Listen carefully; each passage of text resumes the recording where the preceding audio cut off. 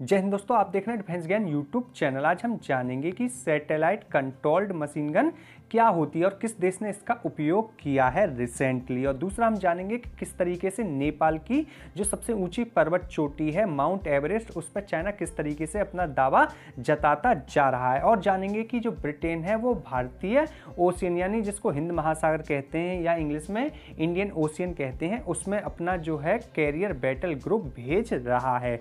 क्या है डिटेल, चलिए जानते हैं। तो जानते हैं सबसे पहले जो नेपाल से रिलेटेड न्यूज है उसके बारे में। हुआ ये था कि सन 2015 में जब नेपाल में भूकंप आया था तो जो माउंट एवरेस्ट है उसकी हाइट, विशेषज्ञों का कहना था कुछ का कि हाइट कम हो गई है, कुछ का कहना था कि ज़्यादा हो गई है। तो जो नेपाल और चाइना ने संयुक्त तौर पे उसकी जो हाइट है मेजरमेंट की है। तो अब जो इसकी हाइट न्यू है वो आई है 8848.86 मीटर। तो ये जो हाइट है पहले से 86 सेंटीमीटर ज़्यादा है। लेकिन इसमें इंटरेस्टिंग बात क्या है, वो इंटरेस्टिंग बात ये है कि चीन ने अपनी जो सरकारी मीडिया है ग्लोबल टाइम, जो कि वहाँ की जो पार्टी है उसका मुखपत्र कहा जाता है, उसमें माउंट एवरेस्ट का तो उन्होंने नाम ही नहीं लिया है और उन्होंने इसको चाइनीज जो नाम है उनका माउंट कोमोलंगमा कहा है। आप खुद देखिए ग्लोबल टाइम्स का। और उन्होंने आगे इसमें यह भी कहा है कि चीन और नेपाल जो है उन्होंने जो माउंट एवरेस्ट है उसकी जो सबसे ऊंची चोटी है उसको ही बाउंड्री लाइन माना है। तो आप खुद समझ सकते हैं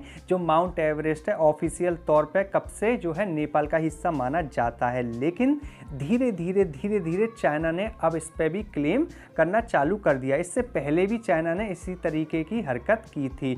तो नियर फ्यूचर में जरूर विवाद खड़ा होने वाला है नेपाल और चाइना के बीच में, क्योंकि नेपाल इन दिनों भारत से दूर जाता जा रहा है और चीन की जो है गोद में जाके बैठ गई है वहां की सरकार। लेकिन वहां की जो जनता है अब भी भारत का सपोर्ट करती है। नेक्स्ट डिप्लोमेटिक न्यूज निकल के आ रही है वो ये है कि जो ब्रिटेन की डिफेंस मिनिस्ट्री है उसका कहना है कि वो जल्दी ही हिंद महासागर में अपना जो कैरियर बैटल ग्रुप को तैनात करेंगे। और ये जो कैरियर बैटल ग्रुप है इसमें एक एयरक्राफ्ट कैरियर भी होगा जिसका नाम क्वीन एलिजाबेथ है, जो कि सन 2017 में ही जो ब्रिटेन की रॉयल नेवी है उसमें शामिल हुआ है। इसके साथ जो है 7 से 8 जो फ्लीट होगी, मतलब जो इसमें डेस्ट्रॉयर भी शामिल होंगे, सबमरीन भी शामिल होगी, टैंकर भी शामिल होंगे। तो जो पूरा कैरियर बैटल ग्रुप रहने वाला है तो ये हिंद महासागर में चीन की चुनौती से निपटने के लिए तैनात कर रहे हैं, क्योंकि जो मलक्का स्टेट है वो यहीं होके जाती है और चीन का जो व्यापार है हिंद महासागर के जरिए ही होता है, इंडो पैसिफिक रीजन के जरिए ही होता है। तो उसको ब्लॉक कर सकते हैं जब भी विवाद बढ़ता है।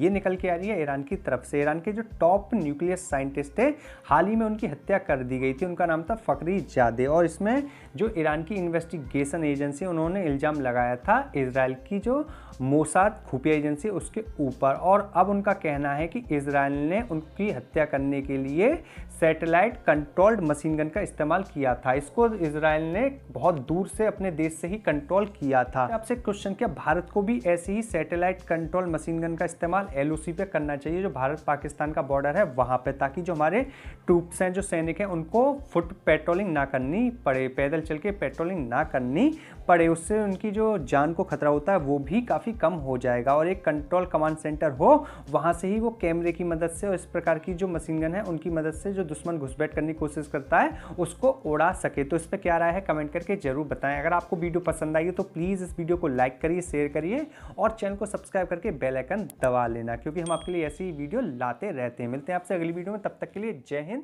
जय भारत।